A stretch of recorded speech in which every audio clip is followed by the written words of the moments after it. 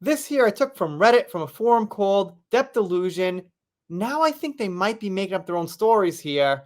This post says, the media had me supporting Johnny Depp during the trial because they can't spell Depp.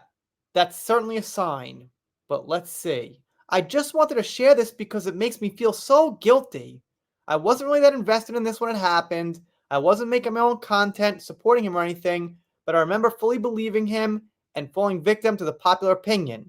In 2022, I was 14, I was on TikTok, so I was only seeing the clips that were taken out of context, just making fun of Amber or saying she was doing Coca-Cola in court, which it appeared she did.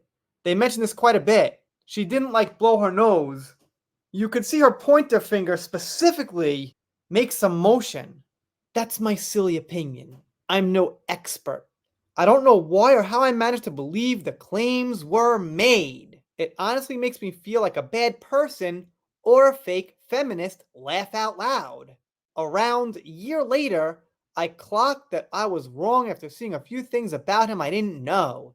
Despite being 14 at the time, I still think I should have known better and maybe just have done a little bit of research about the situation.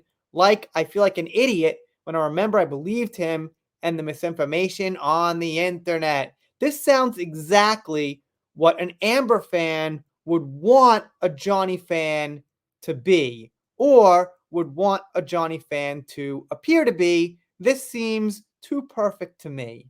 And by the way, no offense, but 16 is not so much different than 14. Yeah, you're a little older and everything, but it's not like you're 16 looking back on 14 being like, wow, I was really such an idiot way back then. And of course, agreement. You're so much more perceptive and mature than most adults for realizing you were wrong. Yes, OP, welcome to the club. Everyone here fell for the same lies as you. Depp paid upwards of $25 million to astroturf the internet for his own benefit, and God did it work. Well, if you think you can astroturf the whole internet for $25 million, you should probably double think that. I think corporations, political candidates, and things like that spend a lot more than that, and they don't always make out with a win.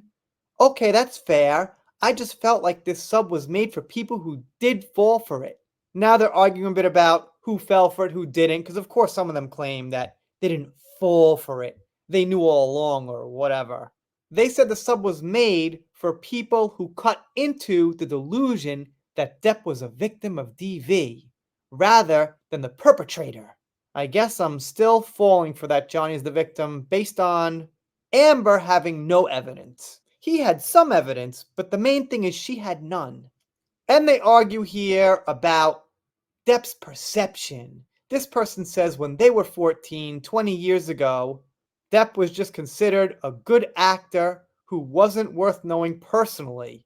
For whatever that means, it's not like there were some actors back in that day people felt should be personally known and some that weren't. Those were less personal times because all you had was things they released, albums, books, or whatever, and interviews.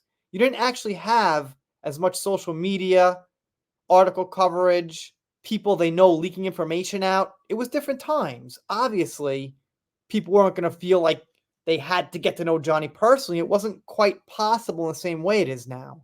I never sided with Depp. While I was growing up, the men who drank too much, did drugs, and did stupid shit like destroying hotel rooms were seen as a sign of genius, not the serious mental instability that it is. I guess you're talking about rock stars? Some movie stars? I see it as kind of neutral. Like guys tend to break shit. You don't own the hotel room. Mix little drinking and, it's just not such a big deal. I gotta admit, I've actually done it and I've actually got it on videotape. But the problem is, it's like a CD, DVD thing that I don't have a player for anymore, but it's just not that uncommon. Anyway, maybe I shouldn't have said that, but it's true. Maybe I'll find it one day and who knows. Not sure if it's good for YouTube. It was like 15 years ago, so there is that, but still, I don't know. My point is, it's just not such a big deal. It's a hotel, it happens. Ask people that work at hotels when they clean up the rooms and they do the rounds, how many rooms are fucked up. Probably happens like at least a few times a week, if not more. But what do I know? That's my personal speculation. I don't work in a hotel. If you're not subscribed here, consider it. We're done here for now. If you don't, I'll be sad, but I'll get over it. Yeah, I have this little heavenly glow. It's kind of nice. It kind of reminds me of that favorite moment in the trial when Camille said it's a good light. So yeah, it's a good light. Done for now.